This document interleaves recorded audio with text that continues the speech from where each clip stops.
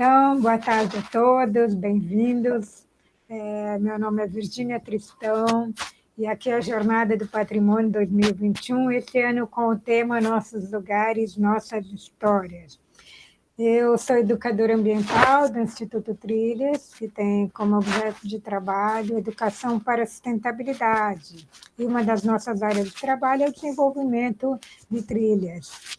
E um desses trabalhos que a gente tem muito carinho é uma trilha que a gente desenvolveu para o Jardim da Luz. Jardim da Luz, para quem não conhece, é o primeiro jardim público da cidade de São Paulo. É um jardim que atravessou gerações, um jardim que pôde observar todo o processo de urbanização da cidade. E eu estava contando aqui que a gente chega a escolher determinados lugares na cidade a partir das nossas experiências ou de momentos inusitados, né? Eu fui conhecer o Jardim da Luz pela primeira vez a trabalho, e era um lugar, para mim, obscuro, mal visto, mal falado, perigoso, terrível, né? Do mal. E eu tive a oportunidade de entrar quando o parque estava sendo restaurado, em agosto de 1999, e imediatamente, do espanto, me tornei uma pessoa maravilhada e apaixonada por esse espaço. E é um espaço profundamente interessante, porque ele tem muitas camadas a serem vislumbradas, assim como outras áreas da cidade, mas esse é o primeiro jardim público da cidade de São Paulo, e ele assistiu a todo o processo de urbanização, o processo de mudança cultural, social, patrimonial da nossa cidade.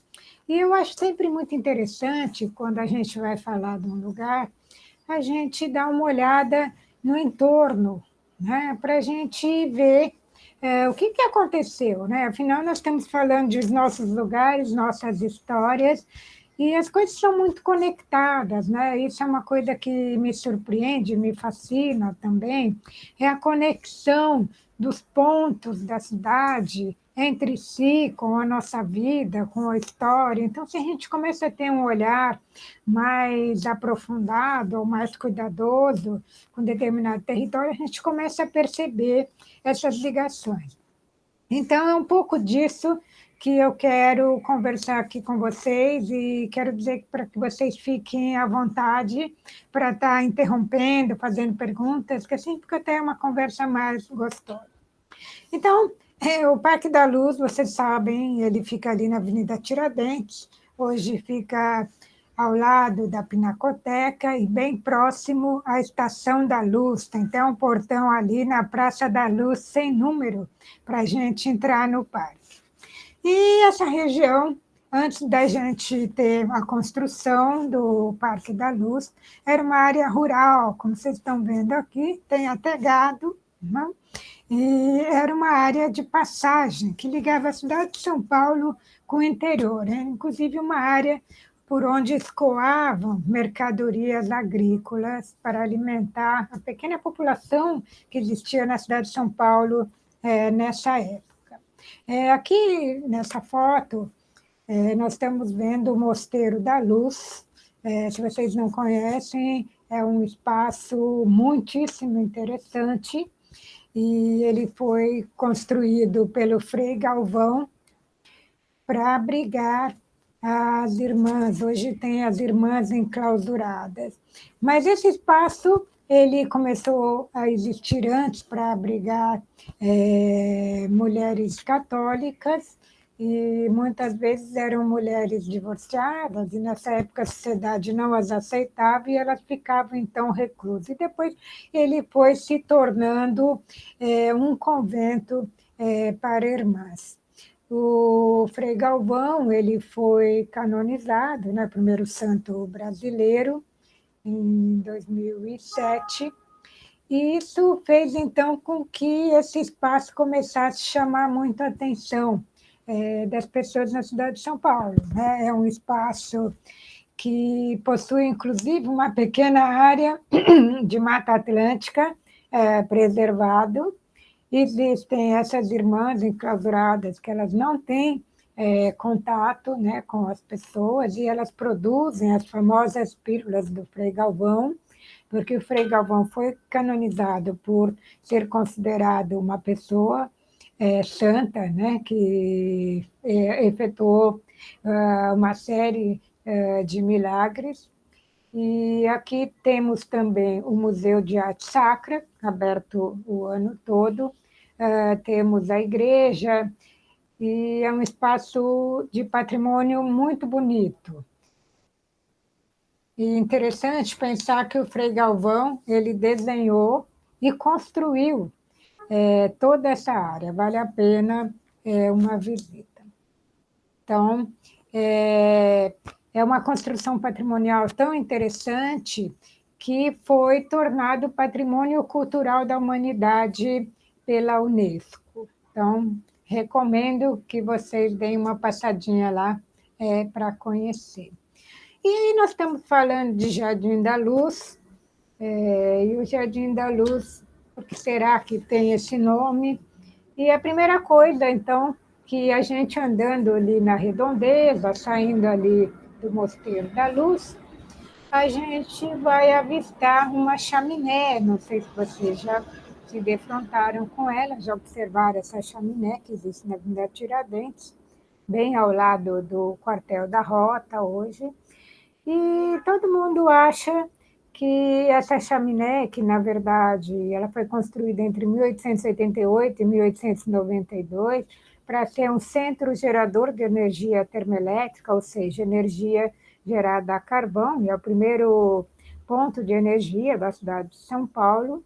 E todo mundo pensa que a região da Luz ela se tornou conhecida como Luz por causa desse evento. Mas, na verdade, não, já vou contar para vocês por quê.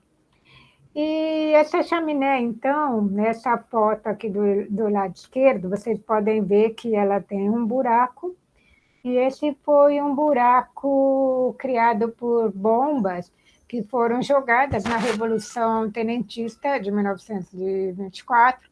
Eles atiraram uma série de bombas, inclusive mataram muitas pessoas, e os próprios aviões governamentais, e ficou essa lembrança aí no nosso chaminé. Na figura direita abaixo, vocês podem ver, essa é a rua João Teodoro, ali é o quartel, né? Antes tinha também um hospital militar, e essa usina ela foi desativada, uma parte dela foi demolida, mas o chaminé foi mantido, e é uma peça histórica, inclusive, que já sofreu um restauro que foi feito por uma determinação judicial. Eu queria voltar um pouquinho aqui no. Ah, um minutinho. Queria voltar aqui um pouquinho no mosteiro, porque anteriormente a esse mosteiro construído pelo Frei Galvão, nós tínhamos uma pequena capela da Nossa Senhora da Luz. E essa capela, ela se originou porque um senhor chamado Luiz Carboeiro, um português, que era devoto dessa Nossa Senhora da Luz, da Divina Providência, ele mantinha uma igreja na região do Ipiranga, e para devoção a essa Nossa Senhora. Mas quando essa antiga Avenida Tiradentes, que se chamava Estrada do Guaré, eu comentei com vocês que era um local de passagem, ele começou a se tornar mais movimentado, né? Como a cidade começou a crescer, começou o movimento de entrada e saída na cidade, por aqui, e o Luiz Domingos ele resolve trazer a santa e fazer uma pequena ermida, e daí que vem o nome de Campos da Luz. Só mais tarde é que o Frei Galvão refaz toda essa área. Inclusive, há relatos que dizem que essa primeira área inicial, e que chegou a abrigar as irmãs também, ele ia até o rio Tamanduateí. E depois essas áreas foram vendidas ou desapropriadas.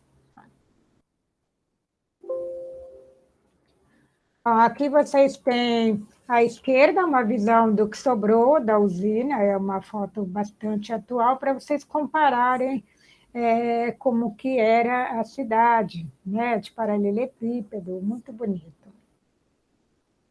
Bom, aqui também, se a gente seguir mais um pouquinho, nós vamos ter a Vila dos Ingleses, né? Não sei se vocês já ouviram falar. Aqui já é a Rua Mauá.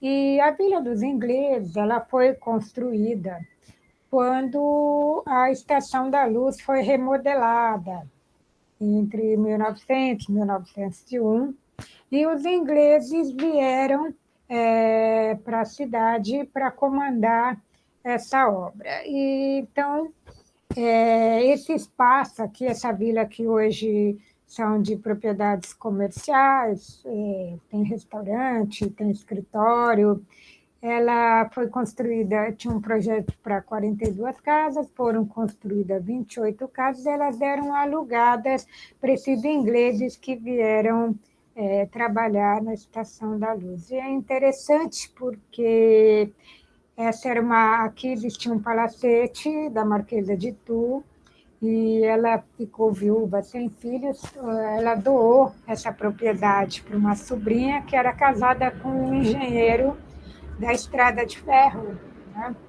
E ele então fez essa construção pensando em alugar. É um espaço também bastante interessante. E aí uma curiosidade, né? Rua Mauá, que é uma homenagem ao Barão de Mauá, que foi a pessoa precursora da instalação de ferrovia. A primeira ferrovia que foi instalada no Brasil, no Rio de Janeiro, ela foi construída por ele. Ele era um grande empreendedor, chegou a ter um banco, chegou a ter uma fortuna de 155 milhões de libras e continuou durante a vida dele investindo em estrada de ferro, e ele que trouxe a ideia de estar remodelando a Estação da Luz, porque a primeira Estação da Luz era uma coisa muito pequena, muito acanhada, e vocês podem ver aqui na esquerda, né, como que era uma coisa simples, e à direita a Estação da Luz já nos moldes que tem hoje, né? Ela era conhecida como a inglesinha, ela foi construída com materiais importados, todos da Inglaterra, e inclusive os tijolos, e ela tem o modelo arquitetônico das estações europeias, né? Até um relógio uma torre de relógio que faz lembrar o Big Ben. E o Barão do Mauá, então, ele está por trás desse investimento. Mas no final da vida dele, ele morre falido porque ele resolveu fazer uma obra muito gigantesca em outras áreas do país, e no final as dívidas foram muito maiores do que as posses dele. E nessa foto da direita a gente pode ver também hoje o que é atual Pinacoteca. Esse prédio foi uma obra do Ramos de Azevedo, né, que, aliás, tem várias obras aí nessa região do Bom Retiro. E, nesse momento, ainda era uma escola técnica, né, Liceu de Artes e Ofícios, que ocupava esse prédio. Aqui, mais uma visão dos trilhos, né, já para os bondes, também aqui, que havia uma conexão com essa região aí da Estação da Luz. Bom, finalmente chegamos aqui, demos uma olhada aí na redondeza, chegamos aqui na entrada da Praça da Luz, do Jardim da Luz. Essa é uma foto um pouco antiga, a gente está vendo aí uma série de barracas, isso hoje já não é mais permitido que aconteça. Então, vamos entrar no Parque da Luz. O Parque da Luz ele foi criado inicialmente, ainda no tempo do Brasil Colônia, para ser um horto botânico. Dom João VI estava interessado em cultivar madeiras que tivessem valor econômico no mercado europeu. Então, inicialmente, ele era uma área, já era uma região rural, e era uma área para plantio e experimentação, né, para ver que tipo de madeira, que tipo de árvore que iria se desenvolver bem aqui no país. Então, isso eu estou falando de 1898, aproximadamente. Ele só vai ser aberto como jardim público em 1825, já nesse primeiro formato dessa foto, né? Aqui onde a gente pode ver que tinham duas pilastras aqui fazendo uma entrada mais monumental, tinham duas casinhas, uma aí de cada lado, né? Um tipo de guarita. Inclusive, essa da esquerda se mantém até hoje, a outra a gente não vê mais, nós não sabemos quando que foi demolida. Essa primeira tentativa de experimentação de madeiras acabou não dando certo, a área ficou abandonada, virou pasto de gado, e a população começou a reivindicar que fosse essa área transformada num espaço de lazer, né? Porque a cidade, nessa época, não tinha ainda cinema, não tinha shopping, né? O lazer era, de um modo geral, áreas onde as pessoas iam para caminhar, para se encontrar e outras atividades. Bom, nesse primeiro formato do parque, que eu comentei com vocês, ele era um tipo de tabuleiro de xadrez, né, que era próprio para o plantio. Depois, quando ele foi tornado jardim público, ele passa a ter esse formato que vocês estão podendo ver nesse mapa, e é praticamente o formato dos dias atuais. Ele tem alamedas em circunferência, ele tem uma série de chafarizes, de lagos, e ele foi feito imitando, então, os jardins europeus, né? Essa formatação, assim, ela é muito parecida com os jardins da Europa. E o jardim, inicialmente, ele era muito maior do que hoje. Uma parte foi cedida para a Estação da Luz, né? Vocês podem ver aqui, tem a parte de baixo aqui do mapa. Uma outra parte foi cedida para que hoje é a Pinacoteca. Uma outra parte foi para a construção dessa escola estadual Prudente de Moraes. Hoje, essa área é utilizada pela Pinacoteca também. E mais à esquerda a gente vê lá em cima a EMEI João Teodoro. A EMEI João Teodoro tem uma história interessante, ela foi construída no governo Prestes, porque eles queriam que as escolas ficassem sempre próximos de áreas verdes, né? E, então, essa é uma escola bastante privilegiada, ela está dentro da área do parque, embora ela tenha grade, ela tem um portão que permite com que as crianças adentrem o parque sem ter que sair na rua. Alguma pergunta? Alô? Pergunta não. Estão me ouvindo? Estão, né? Sim! Ah, bom, deixa eu beber uma aguinha aqui. É uma água do tanque do Reúno, essa aqui, vou contar para vocês. Bom, então eu falei para vocês que o parque abriu em 1825 e ele foi sofrendo transformações, melhorias, porque como ele era uma área considerada um ponto de visitação muito importante, durante muito tempo ele foi considerado o cartão postal da cidade de São Paulo. Todo prefeito que entrava queria fazer uma obra no parque para inaugurar a obra, e, evidentemente, algumas obras trouxeram muitas melhorias, outras nem tanto. E uma hora isso teve que ser colocado um ponto final, né? Então, Depois, mais recentemente, o parque foi tombado e nada mais pode ser modificado nem construído, a não ser questões de acessibilidade para pessoas especiais. Então, aqui vocês estão vendo que o parque parece um mato, né?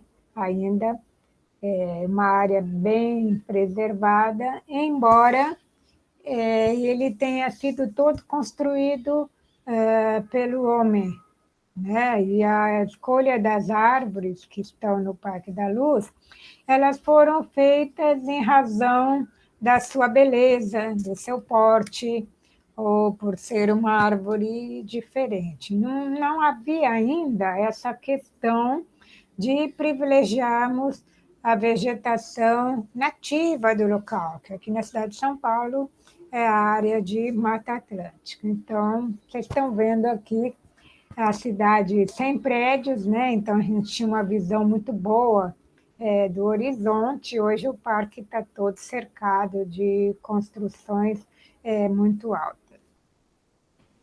E tem uma curiosidade de algo que aconteceu em 1919, foi que o governo da cidade ele convidou o Dr. Alfred Usteri, que era um suíço que morava em Zurique, e quando ele terminou o doutorado dele na área de botânica, ele resolveu vir para o Brasil. Então, ele era uma pessoa bastante importante, ele foi convidado a ser professor da Politécnica, que na época era ali na Praça Coronel Fernando Prestes, também ao lado ali da Estação Tiradentes, né, do metrô, muito próximo ao parque. E o governo, não sei se foi o governo do Estado ou o governo da prefeitura, pediu que ele fizesse um guia botânico dos dois parques que existiam na cidade. Então, nessa época, a Praça da República era considerada mais um parque do que uma praça, e do Jardim da Luz. E, então, eu achei uma coisa muito curiosa, e se vocês tiverem interesse, é muito fácil baixar esse manual, né, na internet, tem um PDF, e ele é muito bem organizado, muito bem feito, e é um manual científico. E eu achei, naquilo que eu comentei, né, como as conexões vão surgindo, quando a gente começa a olhar para a história da cidade, para um determinado território, e eu achei uma coisa curiosa, porque eles chamaram Monteiro Lobato para fazer a abertura desse livro. Então, como as coisas se... Vocês vão ver como as coisas se conectam, já vou comentar mais aí sobre Monteiro Lobato. E eu achei que o Monteiro Lobato, ele traz, né, nesse prefácio, uma fala que achei interessante, porque ainda não, em 1919, ninguém estava preocupado com questões ambientais, e ele fala assim, né, que esse guia do Usteri, ele não abrangia o jardim na sua totalidade, né, do seu aspecto ecológico, mas ainda assim ele presta um notável serviço à leitura de jardim. Então esse é um termo que nós gostamos de usar, a leitura, né? Como é que você percebe aquele espaço, aquele território, né? E como é que essa percepção serve de estímulo para as pessoas. E aqui ele fala em servir de estímulo para um guia geral, né? Uma espécie de chave científica por meio da qual os visitantes possam sair dali como quem sai de uma fecunda aula ou uma fecunda escola ao ar livre, né? Aumentados nos seus conhecimentos da natureza pelo estudo daquele formoso trecho ajeitado pela mão do homem. Então, ele traz uma série de coisas aqui, né?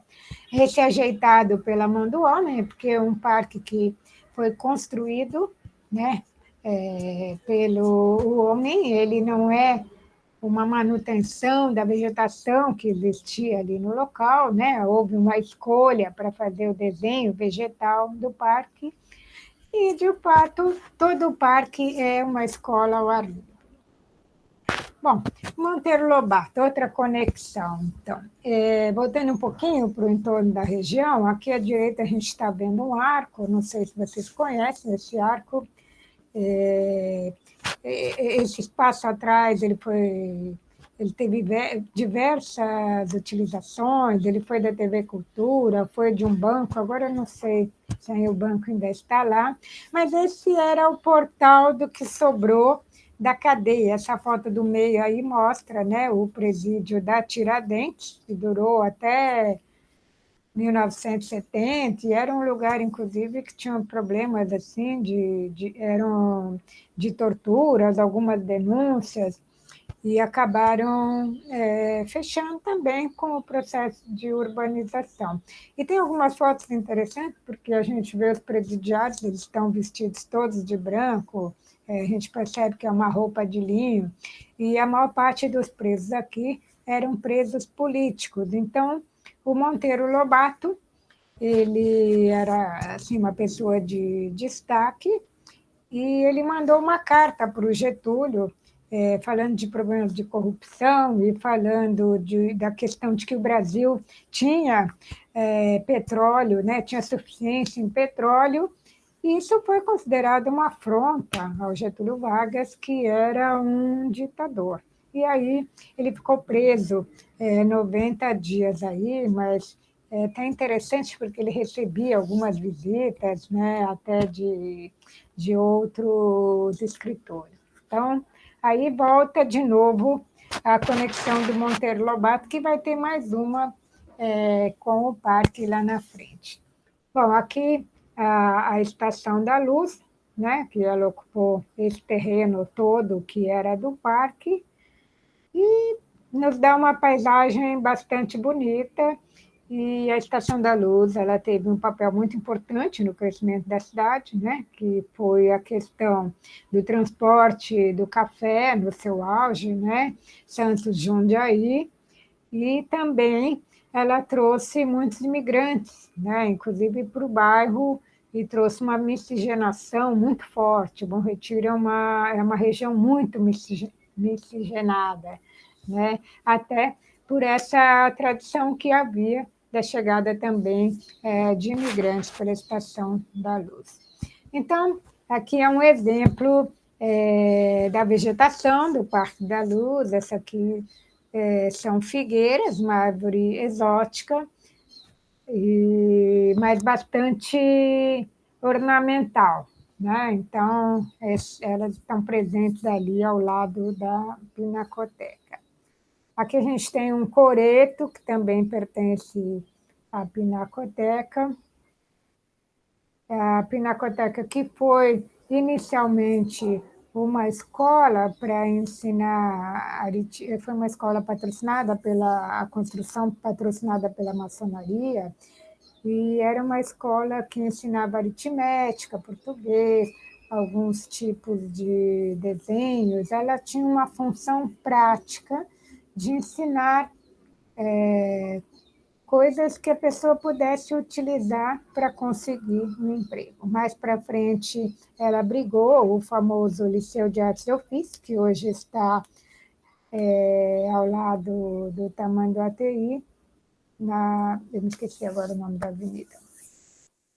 E hoje a Pinacoteca é um dos museus mais famosos da América Latina e de conhecimento mundial, inclusive. Eu gosto muito dessa foto, que mostra as intervenções do entorno do parque, e nos mostra, o parque tem 116 mil metros quadrados, e aí a gente vê a Pinacoteca, essa outra construção que era a escola estadual e hoje também abriga alguns serviços da Pinacoteca. Então, dá para ver que a gente tem um maciço arbóreo aí bastante interessante para a região central da cidade, né? Eu falava da questão do parque ter uma fama ruim, né, de ser perigoso e tal. Quando o parque foi restaurado, em 1999, se tentou trazer mais público para ele. Então, duas medidas que foram tomadas, bastante interessante, foram duas exposições internacionais de arte, porque as pessoas que vinham visitar a Pinacoteca quando adentravam o parque, só iam 2, 3 metros próximo ali da Pinacoteca, exatamente nesse espaço que está retratado aqui nas fotos. Então, foi organizado essas duas exposições ao longo de todo o parque para atrair pessoas para outros recantos do Jardim da Luz. Essas obras, algumas das obras das duas exposições, foram doadas para a Pinacoteca e estão presentes no parque, nessa questão de fazer uma integração entre a arte e natureza, né? Que é uma coisa muito bonita, muito bacana. Aqui uma outra visão, aqui uma árvore bem interessante, outra exótica, chama pândanos, e a avenida aqui de Tiradentes. E aqui a gente tem um chafariz, né? Uma coisa que era bastante comum na cidade antigamente, porque nós tínhamos essa questão da irrigação dos parques e do transporte de água, né? Lembrando que durante muito tempo não tínhamos água encanada. Então, além de ser ornamental, os chafarizes na cidade também serviam para oferecer água, alguns fizeram até chafarizes próprios para cavalos, né? Aqui é uma figueira também maravilhosa, uma exótica, e mais algumas obras que o parque possui, também uma visão aqui da diversidade, muitas pitangueiras, muitas mangueiras, muitas jaqueiras. Novamente, mais uma obra. E finalmente Vivi, chegamos. Oi. deixa eu pedir licença aqui um minutinho, porque ao longo da sua apresentação, algumas pessoas foram chegando, então eu queria aproveitar para dar as boas-vindas para esse público que chegou com a apresentação já em andamento e falar que eles fiquem à vontade para participar, fazer comentários, que sejam bem-vindos. Ah, que ótimo. Bem-vindos. Então, por favor, façam perguntas. Se fizerem por escrito, a Michelle me repassa, porque eu não estou podendo ver vocês. E se quiserem abrir o microfone, fiquem à vontade, por favor. Eu não sei como é que eu estou de tempo, Mi. Agora são 4h40. Tá bom. Chegamos aqui à casa da administração do parque. Essa casa foi construída em 1901 e foi construída pelo Etzel, Arthur Etzel, que foi o primeiro administrador, eu vou dizer assim, mais conhecido do Parque da Luz, porque o parque teve outros administradores, mas esse é um parque que teve muitos altos e baixos, né? Períodos que ele foi abandonado, períodos que ele foi cuidado. Isso, nós temos um divisor de água em 1999, quando foi feito um restauro geral do parque, inclusive dessa casa da administração. Quando o Antônio Prado era prefeito da cidade de São Paulo, ele resolveu que queria trazer de novo o Parque da Luz para seus momentos mais de glória, esses momentos em que ele estava arrumado, bonito, frequentável, né? E então ele resolve trazer o jardineiro da sua mãe, que era a dona Viridiana Prado, ele traz o Edson aqui para o Parque da Luz. O Edson constrói essa casa e tem uma curiosidade, ele morou aqui com a sua família.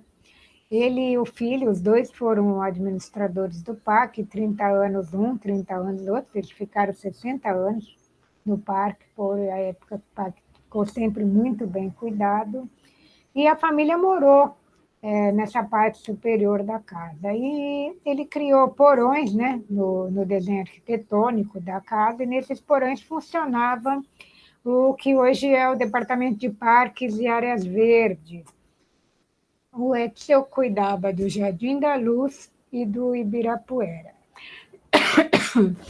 Aqui à direita, onde a gente vê uma rampa de acesso e tem um prédio ali atrás, aqui ficava a estufa que ele mandou importar da Itália para poder ter toda a vegetação que ele gostava de replantar, por exemplo, rosas, né? Ele estava sempre fazendo replantio.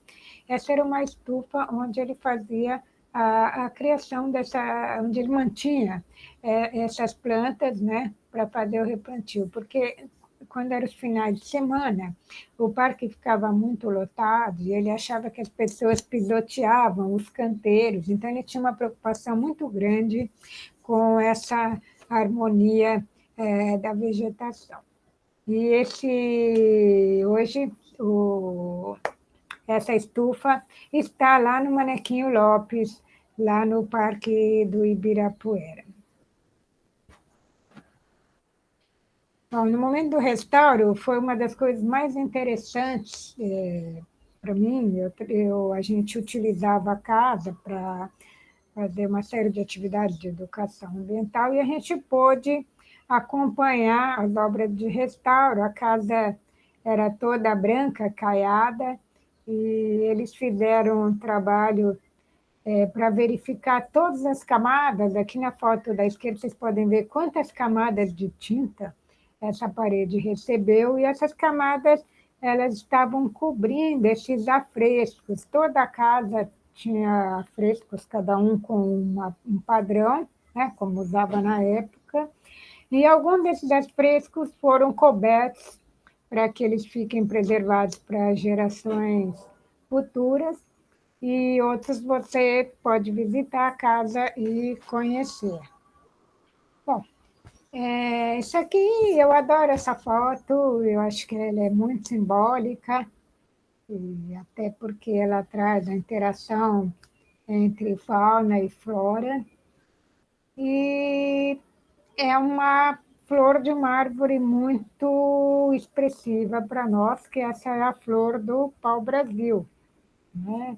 A famosa árvore que foi tão devastada no Brasil, sua madeira foi levada assim, à exaustão, né, para a Europa, e que deu nome ao nosso país. O Jardim da Luz tem dois indivíduos de pau-brasil, um já bastante desenvolvido, o outro eu vi ser plantado, e então tem cerca de uns 20 anos, como ele está numa região meio sombrada, meio sombreada, ele ainda não se desenvolveu muito, mas fica bem próximo à casa da administração. E as flores são maravilhosas. Ele fica aqui, próximo a esse caixote aí, que é uma lixeira, e esse aqui não está dando para ver o pau-brasil, mas ele fica aqui bem nessa região. Bom, seguindo um pouco esse nosso caminho, depois que a gente já visitou a casa da administração, passamos por uma outra alameda, aí, quando a gente está chegando na EMEI João Teodoro, a gente descobre que exatamente nessa área o parque possuía um pequeno jardim zoológico. E quando foi decidida pela instalação dessa escola, esses animais foram levados para o Parque da Água Branca. Aqui também, próximo, esse telhadinho aqui era de uma estação de bonde puxado a burro, ligava o centro da cidade com o Parque da Luz, e o Parque da Luz com algumas outras áreas da cidade. E então, hoje, esses trilhos estão encobertos por um tipo de asfalto, né? E até uma forma de proteger esse material histórico, porque o Parque da Luz ele tem uma singularidade que ele tem tombamento municipal, tombamento estadual. Então, ele tem o tombamento desses patrimônios que vocês estão vendo nas fotos, e os tombamentos submersos também, que vocês vão ver, além dos trilhos, eu vou mostrar um outro elemento aí mais para o fim da nossa palestra. Virgínia. Oi. Eu ia perguntar isso que você vai mostrar agora, que se o ponto, né, de onde passava o bonde, se ele está ali ainda. Então, aquele pequeno jardim zoológico hoje ele é ocupado por essa EMEI, que eu comentei lá no começo, que tem esse gradil, mas tem um portão, então as crianças podem entrar no parque em segurança, sem precisar sair pela rua. E o ponto de bonde continua aí. Muitas vezes tem um programa da prefeitura que leva livros e o pessoal pode retirar os livros, revistas e ficar lendo aí no parque. Aqui nós temos uma outra figueira maravilhosa também, que chama muita atenção aí das pessoas que visitam o parque. Bom, aqui nós estamos chegando aqui na área central do parque. Virgínia, Oi. desculpa interromper. Tem uma pergunta aqui no chat sobre a vegetação do parque. Porque esse parque, né, ele é um jardim que foi, cuja vegetação foi bastante modificada, né, não é uma vegetação nativa. E o que estão perguntando aqui no chat, Silamar, perguntou se atualmente existe algum projeto de suporte à manutenção de vegetação nativa no Parque da Luz. Se Então, você conhece.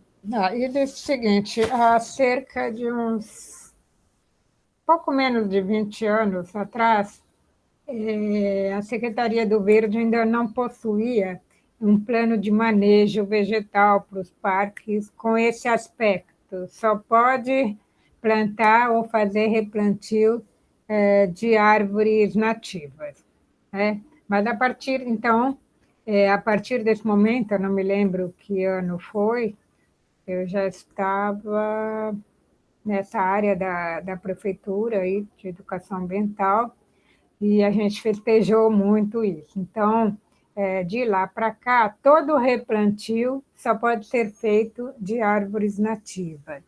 E aqui na Luz e em outros parques existe uma questão que é a seguinte: essa questão do tombamento, né? Então, não existe só tombamento de patrimônio construído, né? Existe também alguns tombamentos de patrimônio vegetal, como, por exemplo, no Parque da Aclimação, existe um bosque de eucaliptos que foi plantado no tempo que ainda era uma chácara, e esse bosque foi tombado, no sentido de que ele não pode ser retirado, substituído.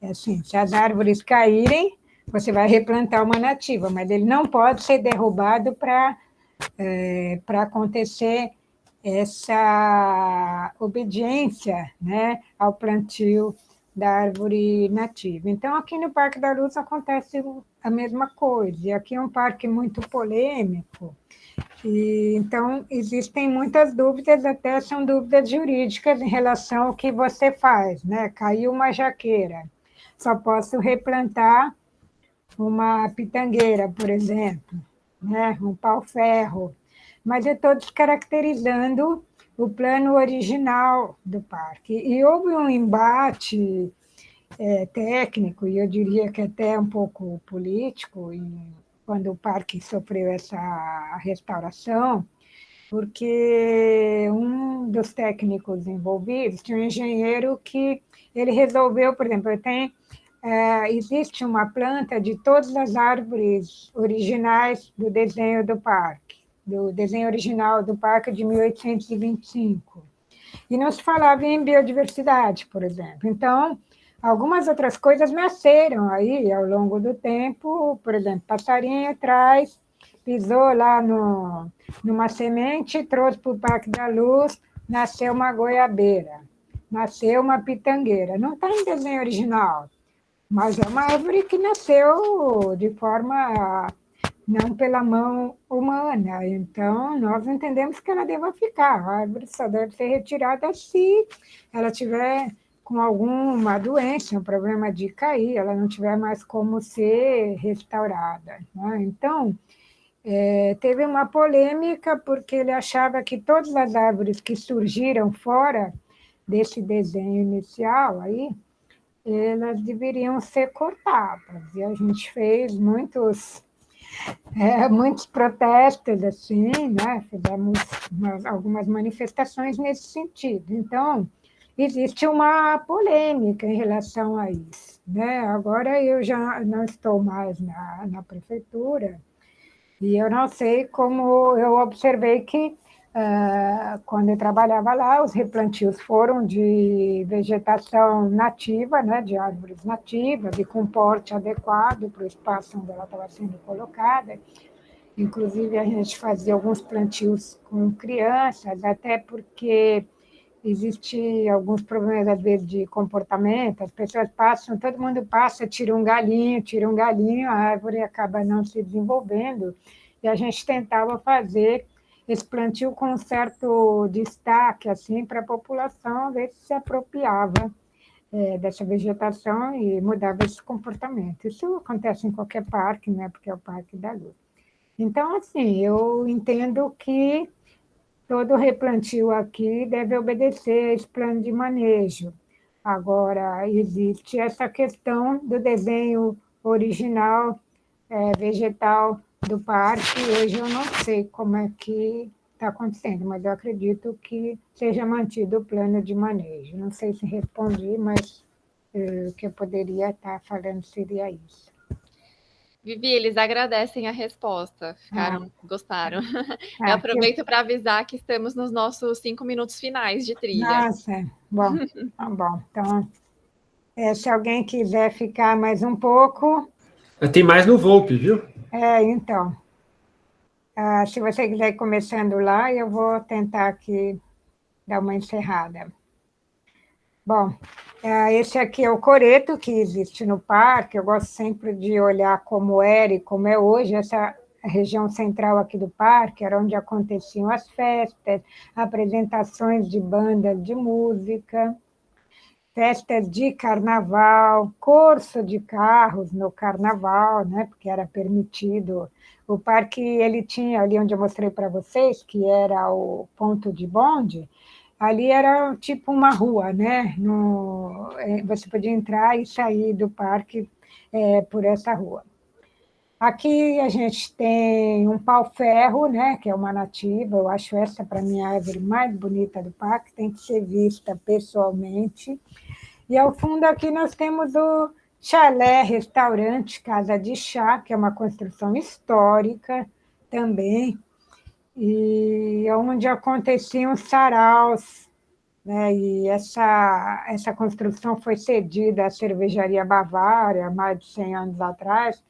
Então, aqui era o grande palco de atividades da cidade de São Paulo. O Parque da Luz, como centro cultural e social, ele se manteve muito forte até 1920, não só porque começaram a chegar os cinemas, os teatros, né, uma série de outras atividades sociais, mas também porque, com a construção do restaurante do Teatro Municipal, essa elite cultural ela se translada para essa região mais central, próxima ao municipal. Bom, aqui, espera um pouquinho. Aqui é a forma como as pessoas... Esse é um cartão postal à direita, de 1923, e era o tipo de indumentária aí que as pessoas usavam para ir ao parque. Elas pegavam as suas melhores roupas e iam para o parque. Até durante uma época não era permitido entrar sem paletó, sem cartola. Existia uma exigência na vestimenta para passear no Parque da Luz. Aqui também é um lugar histórico, e a gente tinha uma plaquinha aqui que chamava... Oh, meu Deus, falhou aqui. A Diana, né, a deusa caçadora, e depois de muitos anos, o Departamento de Patrimônio Histórico descobriu que, na verdade, ela era uma réplica de uma obra que tem no Louvre, né, aquele grande museu de Paris, que é a Malteia e a Cabra de Júpiter. Mas até hoje ainda a plaquinha, a outra placa foi retirada ou roubada, não me lembro, mas nós não temos ainda a placa nova. E aqui tem uma polêmica, porque quando o parque estava sendo restaurado, se descobriu um oco embaixo aqui desse lago, e que é essa espécie de túnel, e a gente ficou achando que esse lago, na verdade, ele foi construído para ser um tipo de aquário, porque quando o parque foi restaurado, esse lago era todo cheio de terra e vegetação.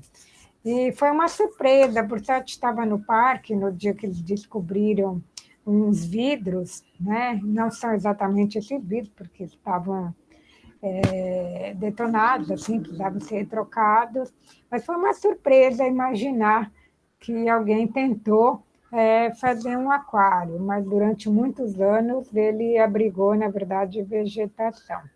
Aqui é uma parte de trás do aquário, e essa ilha é conhecida como Ilha dos Amores, tem um banquinho ali em cima, e as pessoas que sentam ali, elas não com alguém, essas pessoas nunca mais se separam, reza a lenda do Parque da Luz. Não sei se é verdade, mas...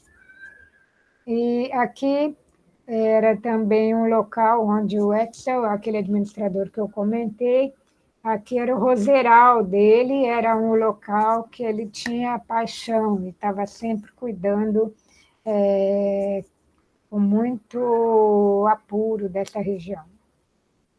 Aqui tem uma outra obra que vale a pena ser visitada. Na verdade, ela tem uma caixa d'água de 25 mil litros, porque o parque ele não tinha água encanada, não tinha como regar o parque, então fizeram uma obra, eu acho que foi no governo Pires do Rio, ou não, foi do João Teodoro, não me recordo, uma obra para ser inaugurada, mas foi muito útil, né? Porque tem uma obra decorativa, um modelo todo de cimento armado, imitando pedra, imitando troncos, e com a vantagem de ser uma caixa d'água. Ele tem um mirante em cima, que permite ter uma visão bastante interessante aqui, essa escadaria do mirante.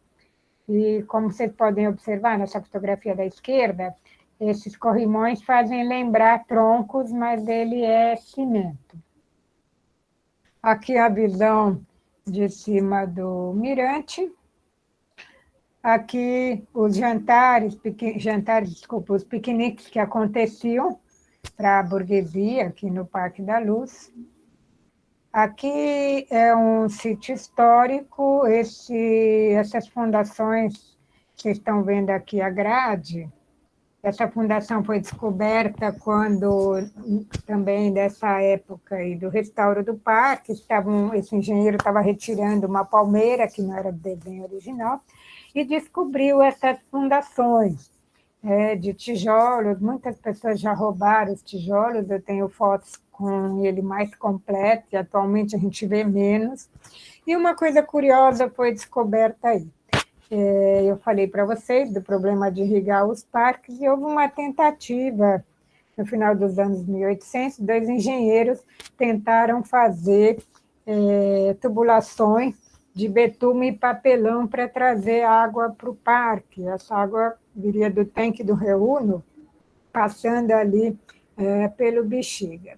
Mas, infelizmente, com a chuva, esses canos já desapareceram, restam essas fotos que eu tenho e o meu testemunho pessoal. Eu achei isso uma das coisas mais incríveis, assim, isso me fascinou. E nesse sítio histórico também foram encontrados fragmentos de louças, fragmentos de brinquedos, tudo do período ainda, do final do período colonial. Bom, aqui, na verdade, lá no fundo, a gente pode ver uma construção, né, redonda, que, na verdade, essa construção que estava nessas fundações que eu acabei de mostrar para vocês. Foi uma construção feita pelo prefeito João Teodoro, um mirante que abrigou também o Observatório Meteorológico, e também foi inaugurado, assim, foi um grande evento na cidade. Por que esse monumento não está mais aí, porque só tem essas fundações, e essas fundações também foram descobertas porque a terra foi retirada. A gente não sabia, a gente tinha essa foto e essa outra aqui, mas a gente não sabia exatamente onde ficava essa construção. Ela está bem na frente da torre do Jardim da Luz. É um negócio bastante, eu gostaria muito de ter visto, é muito interessante. Existem muitas histórias aí da demolição, pessoas falam que foi demolido para construir a Estação da Luz, mas só vê o tamanho, a gente sabe que não é verdade. E tem umas histórias também que o prefeito mandou demolir depois que ele encontrou a esposa dele nas escadarias com uma pessoa que não era ele, né? Bom, isso aqui é uma coisa curiosa, esse é o Garibaldi, né, o herói de dois mundos, e ele está aqui porque existiam muitos imigrantes italianos na região, tem até a Rua dos Italianos, daí no Bom Retiro. Vivi, Oi, pedir licença só, porque a gente já tem que se encaminhar para o encerramento, porque a tá bom. próxima. Então, tá, para eu encerrar. Já estamos começando a próxima Tá. trilha. Bom, e aqui agora a cereja de bolo do parque, que são os bichos preguiças. Embora hoje a gente só tenha mais um, os outros têm ido para o Parque Volpe, estão esperando por vocês na trilha do Volpe. Mas esse é um grande charme que o parque abrigou. Aqui mais uma visão da preguicinha. Gente, muito obrigada. Se tiverem perguntas, quiserem ficar, ou se quiserem ir para a trilha do Volpe, fique à vontade. Eu agradeço muito aí a boa vontade, agradeço a Michele por ter gravado e dado todo o suporte.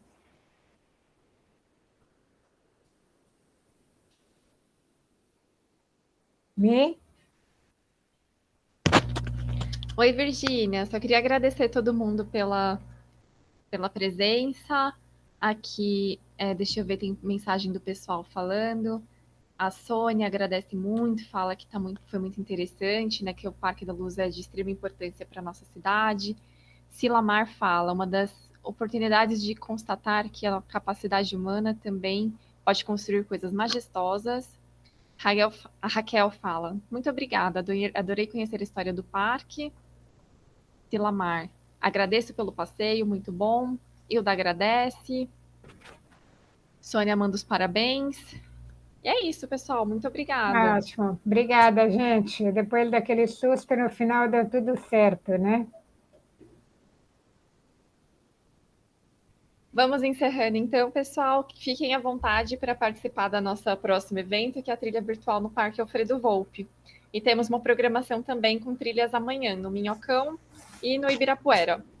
Um ótimo fim de semana para vocês. Obrigada. Tchau, tchau.